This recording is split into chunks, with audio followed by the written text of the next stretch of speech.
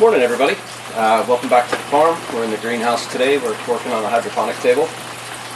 Just yesterday we got 36 more seedlings set in, and we'll show you the progress on the others in just a second. But one of the questions I got in the comment section when I was talking about constructing the table and the things that we did differently was, how do I work the troughs? Like, how do we put seedlings in and get the finished product out? Now obviously if you're on the end of the table or the edge of the table, you can work it from the side and it's pretty easy. But in order to work it, the interior trays, we have to take them out. And it's one of the reasons that I like the downspouts better than some of the commercial options that there are for troughs, is that the downspouts are pretty rigid. They're fairly strong and there's not a lot of flex in them. The commercial ones, I won't give their names, but the commercial ones that we've tried, when you pick them up, there's a significant flex on that tray and it feels like it's going to snap. It's just not the greatest. So honestly, it's why I like the downspouts, is the lack of flex. But with that said, we have to get the trough out of the table. So what do we do with it once we get it out? Well, that's what we're going to do today. The last touch that I need to do on the table is to install our trough holders. Now that has like a really proper sounding name for what it is. It really is just a couple of pieces of fence rail attached with clamps that we attach here and slide up and down. And so let's go through that real quick. I'll show you what it looks like. It honestly is nothing special, but it'll answer the question.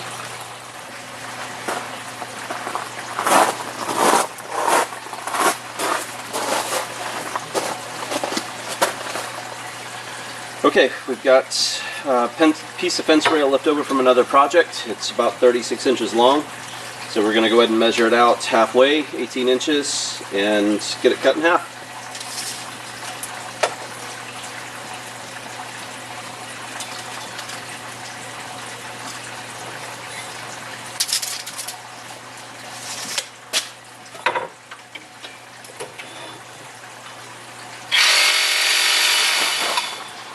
We have our two sections, about 18 inches each. Now let's get them attached. Okay, so we've got our pipes cut, we've got our brackets sitting over there. We're going to measure out how far apart we want to set the brackets.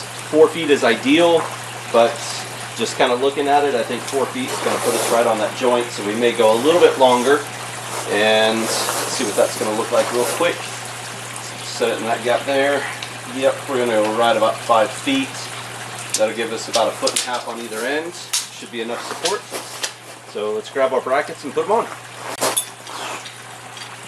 So we use these as kind of a sliding, rotating bracket. They're not completely tightened down the way you would normally do them. They're like 95%, so you can just slide it a little bit, but not so much that it just free falls when you put weight on it. So go ahead and get this started up, and see what I mean here in a second. We're going to put that cut end inside, because knowing me, I will run into it and tear myself up.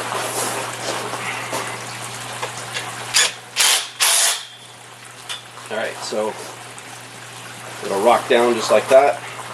Put just a little more pressure on it. There we go. Let's do the other one real quick.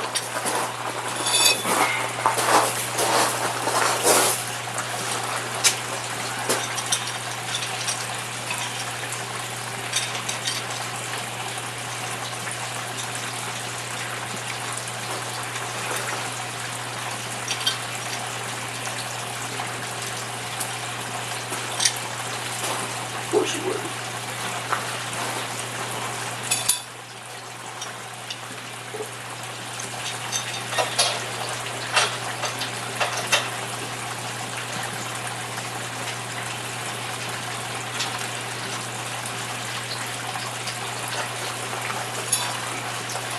Again, we're going to put that fresh cut side on the inside.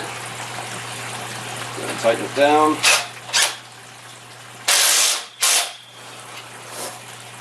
You can rotate them out. Okay, we got both our little support rails set up, and to show you what it looks like, we would undo the hoses from the trough, move them over to the adjacent trough, and that allows you to pick up your rail, set it right there. Same thing here. And this just gives you a nice chest level system to work with. You don't have to bend over, everything is up high. These will hold about 4 of these when they're empty, space-wise, no problem. When they're full, you only want to put one on there, depending on the size of the head lettuce. Sometimes 2 if it's the smaller heads, but the big, large Boston bib lettuce that everybody loves, you can only put 1 up here at a time. The weight becomes too much. You don't want to work too far out on the edge for the same reason. It'll dump on you. But just keep it up close, tight. You've got a nice little work surface, and then when you're done, you just pick them up, set them right back in the table. Put your tubes back in, and you're off and going again. Pretty simple, no amazing engineering. And when you're done, you can rotate them up, get them out of your way. They don't really interfere with anything while you're working. And we came with this rotating design when we were working in the smaller greenhouse, and we needed to open up that walkway for moving stuff back and forth. I decided to set it up like this, where I could flip them up. Now that we have more space, technically I could put supports underneath and just have them down all the time. But I think it's easier just having them rotate up out of the way. That way you can move up and down the table, or have more working space and not have to worry about running into these things when they're sticking out 18, 20 inches off the table. But that answers the question, I hope. And I guess we'll give you a look at the lettuce and where it's at right now and close this one out. Thanks for watching. If you have any questions, comments, or thoughts on how I can do things better, leave them below. We're always happy to see input. Thanks.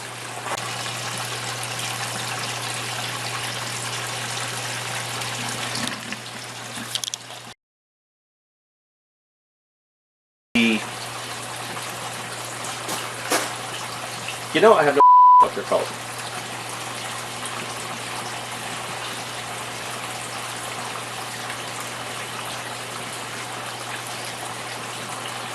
We'll just call it a rail. Okay.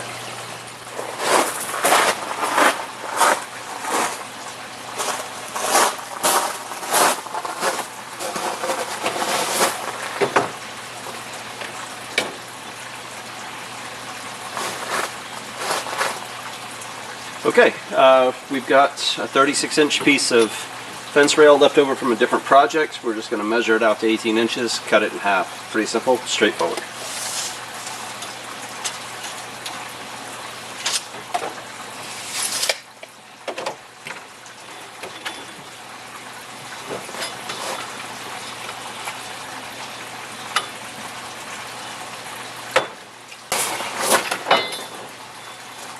It helps if there's a battery in the saw.